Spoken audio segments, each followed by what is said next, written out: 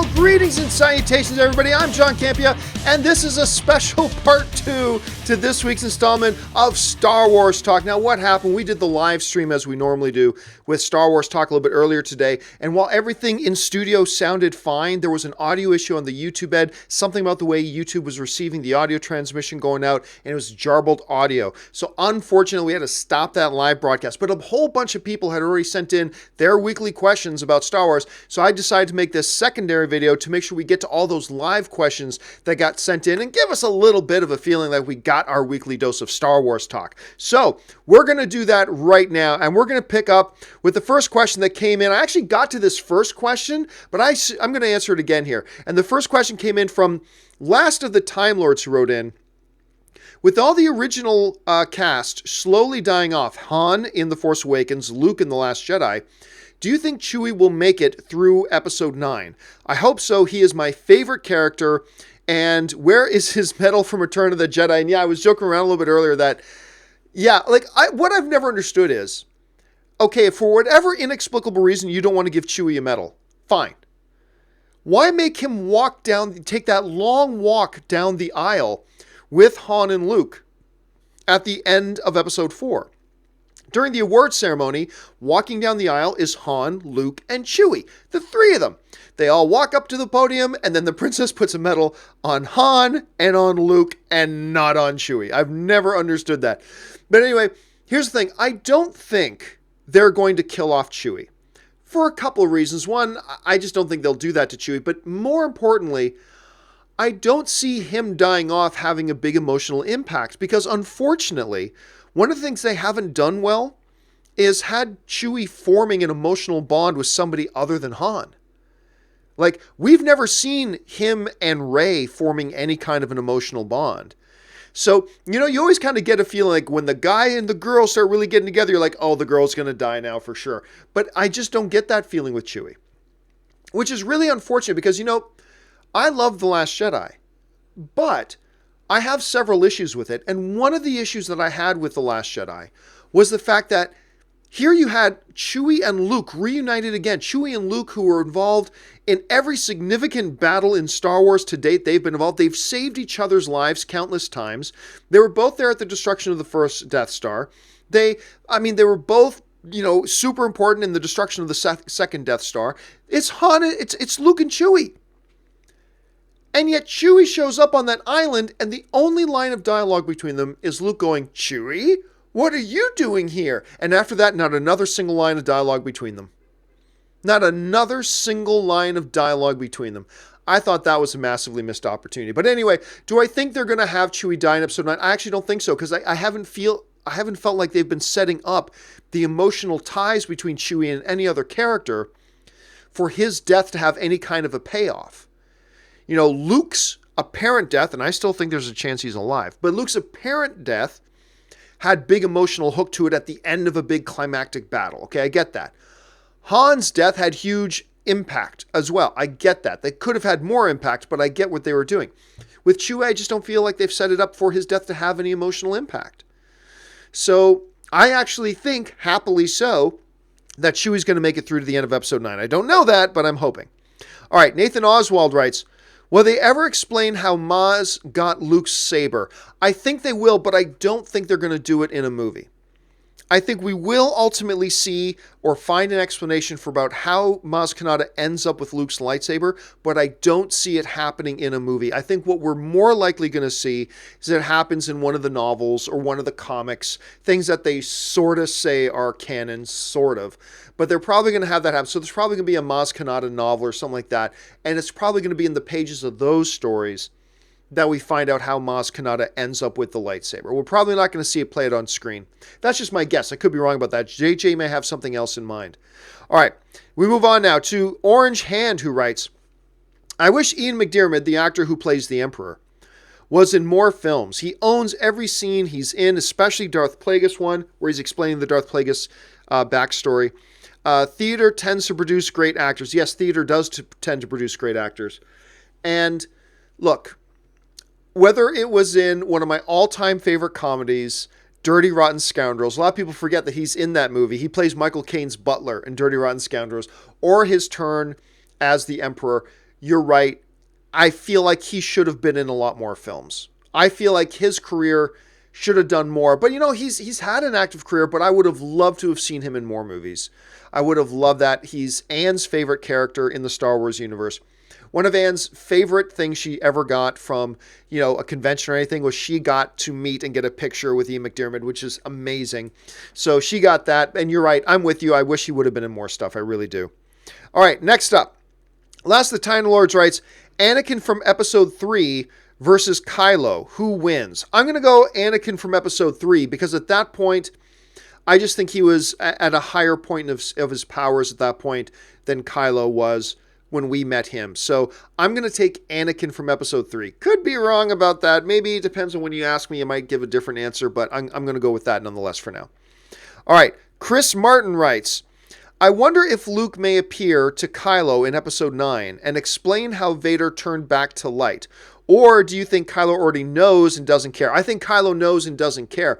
As a matter of fact, in the novelization of Star Wars The Force Awakens, which we know is only sort of canon, but in the novelization of Star Wars The Force Awakens, there is a scene where Snoke is talking about how Vader turned back to the good side, and that ruined everything, right? And how that ruined everything. So I believe Kylo does know. I believe he knows the whole history of it, and I think he's already in the know. Now, that doesn't preclude the possibility that Luke still may just appear to Kylo in a vision. First of all, I still think there's a 5% chance Luke is alive. 95% chance he's not, but I think a 5% chance he's still alive. But even if he's dead, I believe it's still possible he could appear to Kylo. He could still be trying to reach out to him. But the one thing that makes me think he wouldn't is that I really do feel that Luke 100% believes Kylo is gone. Even Leia, his mother, now believes he is gone. That student, he can't be saved anymore at this point. He's gone over the edge. There's no coming back from where Kylo went.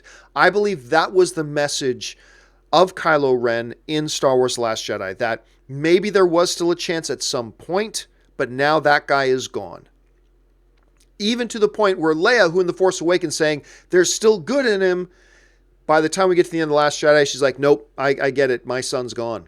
He's gone. It's done. There may have been there was an opportunity. There was a window of time when maybe he was still there and we could have redeemed him, but now he's gone. So that's the one thing that would stop, I think, the possibility of Luke appearing to him. But you never know. You never know what they could do with that. All right, we'll move on. Chris also writes, John, if had the opportunity to play a Star Wars character, what would you like it to be, light side or dark side? I'd go light side. Usually when I play, although for the longest time when I played World of Warcraft, I did play on the Horde side. I played Undead Mage. But when I started playing again, I went Alliance. When I played Old Republic, I played a Jedi. I would probably go with the light side. I'd want to be a Jedi. A Jedi or, some form of good guy is the role I'd probably want to play. All right, Chris writes in again, I love the Ahsoka versus Vader fight in Season 2 finale of Rebels.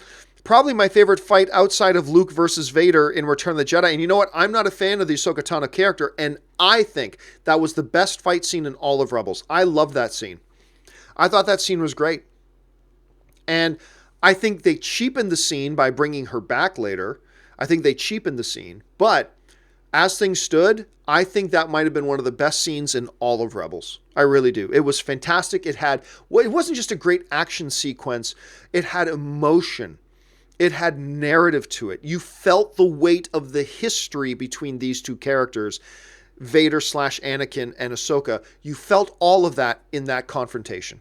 It was a brilliantly done scene, and this is coming from a guy who doesn't even like the Ahsoka Tano character. And I thought that might have been the best scene in all of Rebels. Certainly the best fight scene in all of Rebels. But it was a glorious, glorious scene. One of the absolute highlights of the show was that scene. I'm glad you're bringing it up. And Chris Fryers and one more. If you want to get hot toys, especially Star Wars ones, check out toystimeforgot.com. They have a great collection. Well, I'm sure they have a great collection. And I haven't gone there to look. But I'm also probably pretty sure they probably carry a pretty hefty price tag too. So if money is no object, I don't know, maybe they're half price, or I'll go check it out for sure if they're cheap, but I have a feeling they're probably just as expensive as they are everywhere else. Unfortunately, that's the big roadblock to me having even more Hot Toys. I've got like a couple of Hot Toys, but I would love to have more. I just can't justify to myself spending that much money on them. Murray for Us writes, one of the things I was hoping to see in The Last Jedi was Obi-Wan's cameo appearance like Yoda. Because we did hear him tell Rey that these are your first steps. Yeah, but we also heard Liam Neeson's voice in there. Remember that. We also heard Qui-Gon Jinn's voice there too. It doesn't mean he would appear. But it does seem to me, and don't get me wrong, I loved the Yoda appearance. I loved the Yoda appearance in The Last Jedi. I thought that scene was great. But if they were to come to me, if Lucasfilm had come to me and said, hey, John, we're going to do this scene where one of Luke's old masters comes back to him as a Force ghost and has this heart-to-heart with him and teaches him one last lesson. Should it be Yoda or should it be Obi-Wan? I probably would have thought it would have made more sense for it to be Obi-Wan. Like, wouldn't it have made more sense for it to be Obi-Wan? I don't know. I guess Yoda had more lessons to teach, I guess. But you're right. It would have been cool to see him. I'm totally fine that they didn't use him. That's fine, too. We probably got his own standalone movie coming. But it would have seemed to me, as much as I love that scene with Yoda, it might have made more sense for it to be Ben. I don't know. Just my thought. I don't feel strongly about it one way or the other. It just kind of strikes me that it would have made more sense to be Ben. Anyway, that's just my thoughts on that. Chris writes in, question regarding film scores, including Star Wars. Why don't the studios release the full scores, like every cue from the movie? Is it money? Time? I know it was done for Phantom Menace, but nothing else. Honestly, I have no idea why. I mean, to a degree, I could understand why. I mean, some pieces are just nothing more than sound effects. Some music cues are used so shortly and so briefly that they're nothing more than sound effects. So I can get that. It wouldn't be an official part. It wouldn't be an official track on a soundtrack. You know what I mean? So I could get that. But honestly, the bottom line is, what is the reason they don't do that more often? Honestly, I don't know. It's a great question because it's something I've never even thought about. So maybe you guys have some theories about that, or maybe you know why they don't do that. Jump down to the comment section and let Chris know why you think that is. All right. JT Smith writes, John, I'm scared. If Solo flops, will they cancel 9? No. First of all, if Solo's not going to flop. It's going to make 700 million, something like that. I don't necessarily think it's going to make $1 billion like all the other Star Wars, all the other new Star Wars movies have. Force Awakens, Last Jedi, Rogue One. I don't think it's going to make $1 billion, but I do believe it's going to make 650, 700, 750 million. It's going to break even or make some profit. It's not going to flop. But even if it did, they just did something the MCU has never done. Star Wars just put out 3 movies in a row that all went over $1 billion. 3 in a row that all went over $1 billion. You think one misstep is going to make them cancel Episode 9? No, don't be ridiculous. It's an absolutely ridiculous thought. It would no. Even if Solo came out and made $200 million, they would not cancel Episode 9. Not having 3 films in a row making $1 billion, something even the MCU has never done and may never do. All right, next one, also from JT. Follows up, but John, I'm scared. What if Kylo Ren is bald in Episode 9? Oh, the horror. Seth Owen writes, have you seen the score-only version of The Last Jedi? It's incredible. No, I haven't seen that yet, which is odd because apparently, I'm in the Last Jedi DVD on one of the special features, but I haven't seen it yet. I haven't actually gotten to watch it. I'm hearing great things about it, but I have not had a chance to do that yet. Probably sometime later this week, I'll do that. All right. Next one also comes from Chris, who writes, I know every actor can be replaced, but I can't see anyone playing Obi-Wan besides Ewan. I grew up with the prequels. Not that I like them very much, but Ewan was one of the best parts. True, but remember, Ewan himself was a replacement. Himself was a replacement. Alec Guinness was Obi-Wan. And a lot of people said, nobody can be Obi-Wan except Alec Guinness. And then along comes Ewan McGregor. Now we see him. We always feel like the one person we saw is the one person that we can only ever see do it until somebody else comes along and plays the role. Like, I remember I was reading about this article once about the big uproar, the first film that after Sean Connery had done his run as James Bond, the first film to come out that wasn't going to have Sean Connery. There was no online presence at the time, but people complained a lot. Only Sean Connery can be James Bond. Only Sean Connery can be James Bond. Turns out that wasn't true. Then we got other iconic performances as Bond, including Roger Moore, who is one of the two definitive Bonds. Sean Connery and Roger Moore are the two definitive Bonds. And then my favorite Bond is Daniel Craig, because to me, he's the first Bond that's come along to really be an amalgamation, a perfect blend of the suaveness of the Roger Moore James Bond and the badassness of the Sean Connery James Bond merged into one. But there's a lot of people who said only Connery can be Bond, or only Moore can be Bond, then Brosnan. Only Brosnan. I grew up watching Brosnan being Bond. He's the only Bond now. And blah, blah, blah. But you know what? We always say that until somebody else comes along and does it better, or does it just as well, or does it in a totally different way that we equally love and appreciate. Somebody else can play Obi-Wan. Somebody else can come along and play the character. It should be Ewan McGregor. That's something I was mentioning on the show that we had to delete earlier. It should be Ewan McGregor. Absolutely, it should be. There's no reason not to use Ewan McGregor. He wants to do the role. He's the perfect age for it. He's a super talented actor. It should be Ewan McGregor. Absolutely, I'm 100% in agreement with that. But if for whatever reason, through nobody's fault, but there are circumstances in place that make it impossible for Ewan McGregor to come and do it, then I still believe you can make an Obi-Wan movie with another actor. Yes, everybody will whine and complain at first. Me too. We'll all whine and complain for a minute. But if this new actor comes in and does a great job, we'll get over it. And we'll be fine. We will be fine. We're a resilient bunch. Sometimes I think film fans forget that we, as film fans, we're more resilient than we give ourselves credit for. I think it'll be just fine.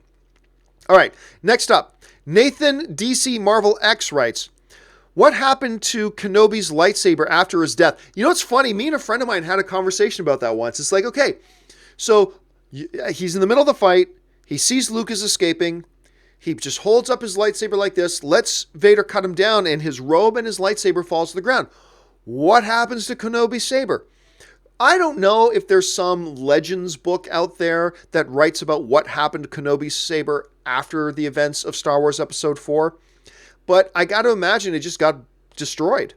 In the, unless Vader picked it up, put it in his pocket, and kept it with him as he got in his TIE fighter to go and fight off the Rebel fleet attacking the Death Star, I'm assuming it stayed on the Death Star and thus got blown up and exploded with everything else on the Death Star. So that's my assumption. Now, maybe some of you guys are aware of some Legends book that wouldn't be canon now anyway, that maybe explains it. If so, I don't remember it, or I have never heard of it.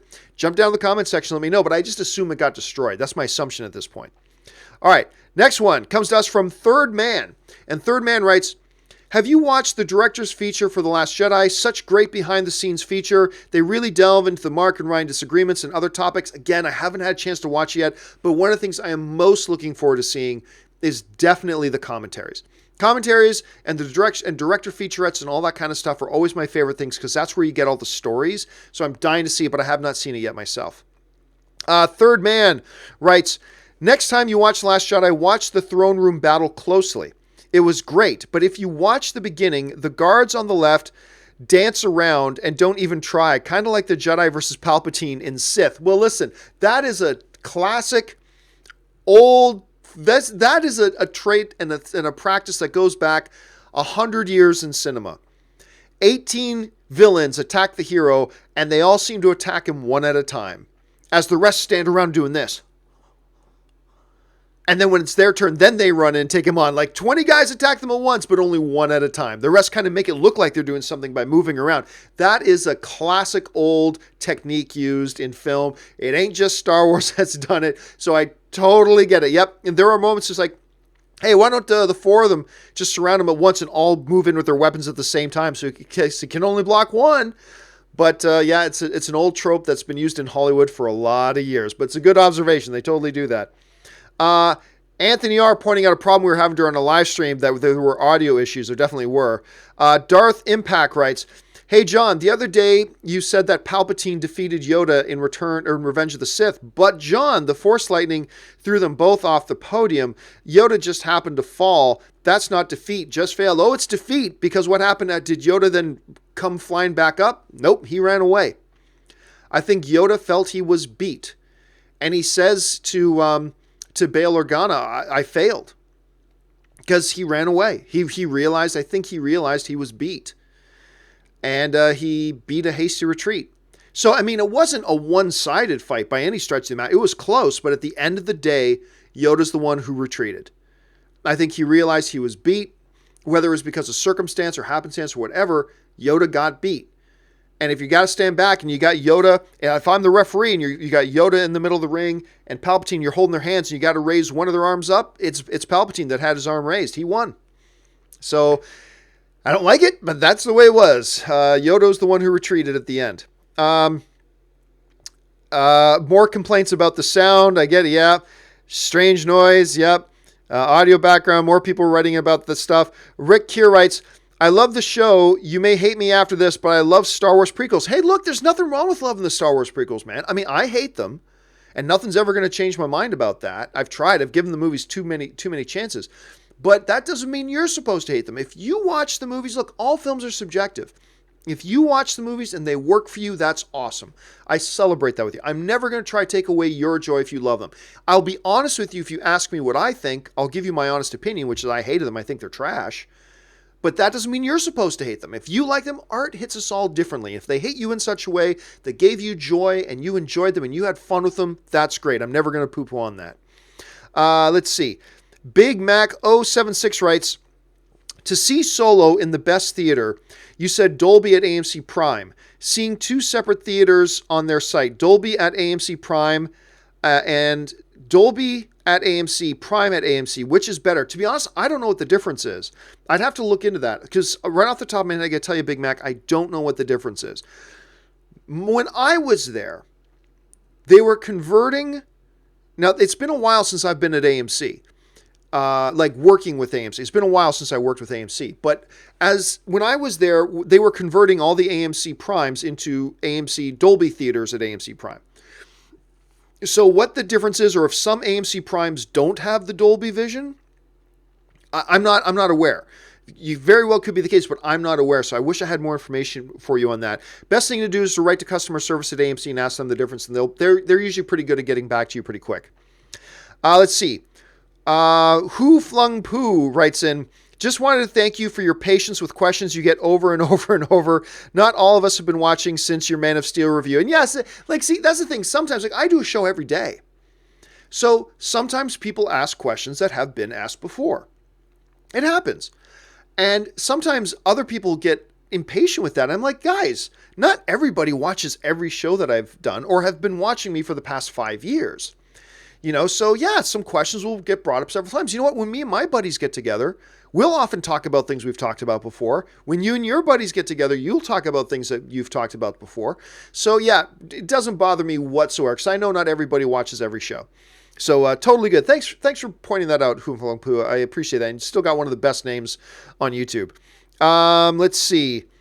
Anthony R. writes, I think Force Ghosts came back to Luke after Return of the Jedi and gave him clues on how to rebuild the Jedi, such as finding holocrons or other Force cultures. Well, I don't know about that, Anthony. It's an interesting theory, and it's certainly plausible. It is certainly plausible. My one thing that makes me think that maybe that's not the case is that why wouldn't they be counseling him as he's going through his crisis? Like, if they stayed in constant... See, I feel like when he saw the vision of Yoda, Obi-Wan, and Anakin on the moon of Endor following the destruction of the second Death Star, I kind of feel that was the last time he saw them. Because if he stayed in contact with them, why wouldn't Yoda and Obi-Wan and Anakin counsel him as he's going through his crisis after what happened with Kylo and all that kind of stuff? Why not counsel him through that? Why wouldn't he have heard them then? It felt like when Yoda popped back up, that's the first time he'd seen Yoda in forever. Missed you, I have, Yoda says to Luke, right? I do a terrible Yoda, by the way. But it seems like the movie suggests that was the first encounter he's had with Yoda since seeing his Force ghost on Endor. Now, again, what you're suggesting, Anthony, is a nice theory because it is plausible. I just kind of feel like the movie suggests otherwise, but that's just my thoughts. Anthony then writes again, John, you love the Ewoks, I do, and think Luke is alive and well.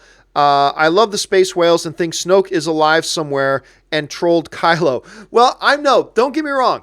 Don't misquote me. I'm not saying Luke is alive. I'm saying out of 100% chance, I think there's a 5% chance that Luke is alive, which means I believe it's 95% that he's not. It is most probable that Luke is dead. Yes.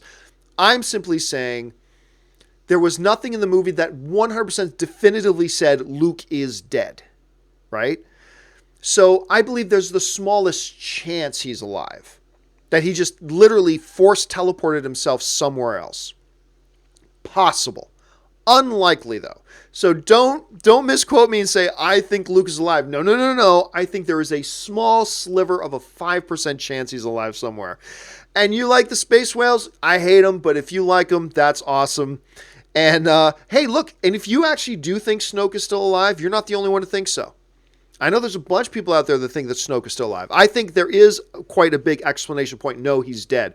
We saw him get cut in half. We saw his body, crumpled on the floor with his tongue hanging out of his mouth. But is it possible? Hey, man, could be. Okay, and the final question today came to us from Javier Belmer, who writes, I think the Avengers 4 leaked photos occur in real time. Sorry, Javier, we're not taking Avengers questions at this point. This is Star Wars talk only. All right, guys, that will do it. Again, I apologize for the audio issues on the earlier broadcasts that I did. Again, I checked my monitors. All my audio stuff was perfectly good in studio here. So for just whatever reason, there was some problem with YouTube. I guess at the moment, I'm going to talk to some friends of mine, see if they had some issues as well. So I do apologize for that. I wish I could say it won't happen again, but that's a little bit outside my control. But I am glad I still had all the questions that you guys sent in. I was able to address them here. All right, guys, that will do it for me for this installment of Star Wars Talk. Of course, it'll be back again next Sunday, hopefully without any technical problems whatsoever this time around. My name's John Campia. Thanks so much for joining me, and until next time, bye-bye.